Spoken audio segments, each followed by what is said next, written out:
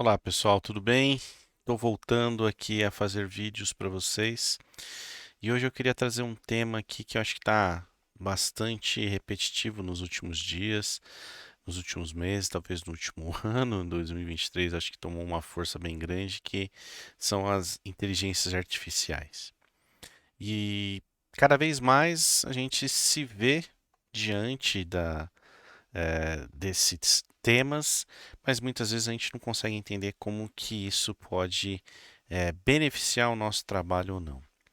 Hoje, em absolutamente tudo que a gente faz, a gente pode contar com algum tipo de inteligência artificial. Veja, a minha câmera hoje tem inteligência artificial, ela é capaz de me seguir, ó. Ela me segue identificando o movimento e permanece centralizado na tela. Ela possui uma inteligência artificial dentro dela que vai fazer esse tipo de trabalho. Eu posso, por exemplo, utilizar de recursos de inteligência artificial que eles vão conseguir melhorar, por exemplo, a utilização num vídeo como esse. Imagine eu poder utilizar de alguns recursos de inteligência artificial para promover um treinamento diferenciado. Então, vamos supor que eu quero desenhar um gráfico aqui na minha tela. Então, eu posso ter o meu computador aqui conectado a um tablet e aí eu começar a fazer desenhos na minha tela. Então, eu poderia estar, por exemplo, fazendo alguma projeção em relação a gráfico. E perceba que aí eu posso, né, utilizar da minha própria tela para fazer esse tipo de coisa. Então, eu poderia fornecer aqui explicações. Então, você continuaria me vendo na minha tela e eu consigo influenciar o que está acontecendo sobre ela, certo? Então, isso é um recurso também de inteligência artificial que faz com que eu consiga ter esse tipo de trabalho, esse tipo de evolução, digamos assim. Tá? Então, a gente pode contar com um monte de outras coisas, um monte de outros recursos. Isso tudo faz com que a gente cada vez mais pense em como nós podemos eh, provocar o nosso dia a dia ou como que isso pode interferir positivamente no nosso dia a dia.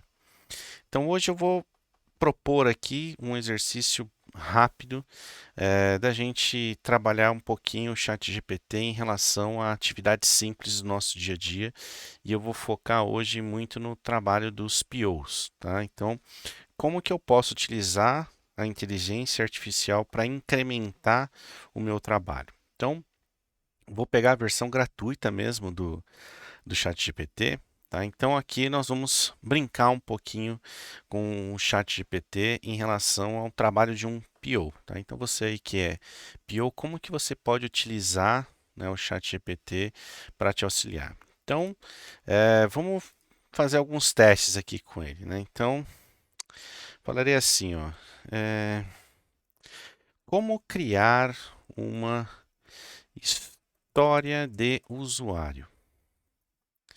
E ele vai me responder aqui as informações. Então, provavelmente ele vai trazer aqui um template, alguma coisa do tipo para a gente, né? Então, ó, criar uma história de usuário é uma técnica opa, amplamente utilizada no desenvolvimento ágil de software para descrever requisitos. Que mais aqui? Requisitos de forma concisa, compreensível. Tá? E ele vai dando os passos aqui, ó. Identificar os stakeholders primeiro, identifique o principal usuário, stakeholders, tá? Definir o formato da história, focar nas necessidades. E aqui ele até põe, ó, ter critérios de aceitação. Poxa, vamos perguntar para ele aqui, ó. Existe um template que eu possa utilizar? Ele já está me trazendo aqui, ó. Então, ó, ele traz aqui para a gente aquele template, né? O como um tipo de usuário eu quero realizar uma ação para atingir um objetivo. E aí alguns critérios. Tá? E aqui ele vai trazendo aqui algumas notas adicionais. Então, com critérios de aceitação, ó, liste as condições que devem ser satisfeitas para que a história seja considerada completa e bem-sucedida. Esses critérios ajudam a um ajudam a equipe de desenvolvimento a entender exatamente o que deve ser implementado, né? E notas adicionais aqui é um espaço opcional para incluir informações adicionais. E eu vou pedir para ele aqui, ó, me dê um exemplo de história de usuário. Não, né, nenhuma pergunta. Olha lá, então, claro, ó, aqui está um exemplo. Então ele pôs aqui, ó. Como cliente que está buscando produtos de um site de compras online, eu quero ter a opção de filtrar os resultados de pesquisa por categoria para que eu possa encontrar produtos específicos sem precisar percorrer uma longa lista de itens. E ele colocou aqui os critérios. Ó. Deve haver uma barra de pesquisa visível na página inicial do site. Pode digitar um termo de pesquisa, o usuário deve ser. Pô, colocou bastante coisa, né? Então, vamos ser um pouco mais específico para ele assim, ó. Então, vamos lá, ó. Tenho um site de e-commerce e gostaria de realizar o login por Face ID da Apple.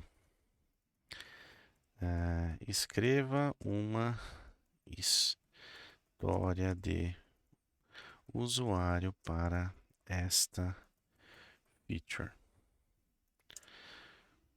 Vamos ver o que ele cria.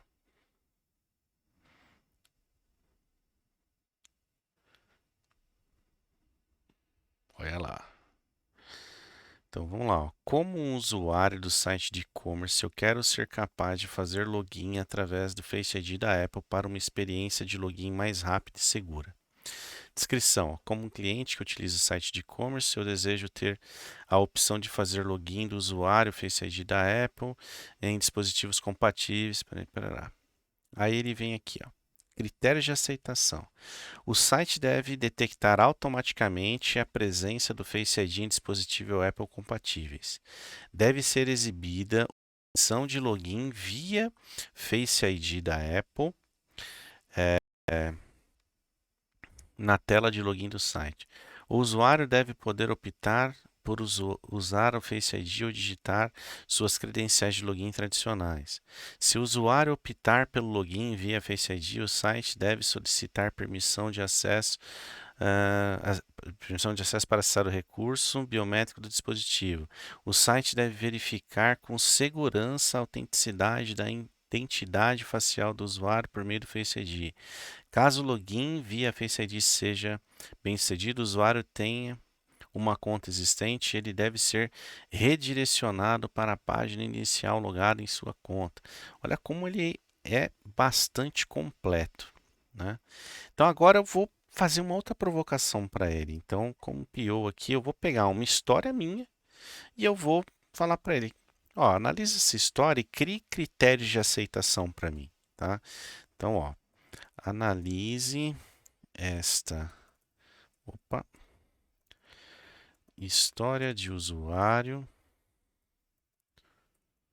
e crie os critérios de aceitação para mim. Vou ser educado, por favor.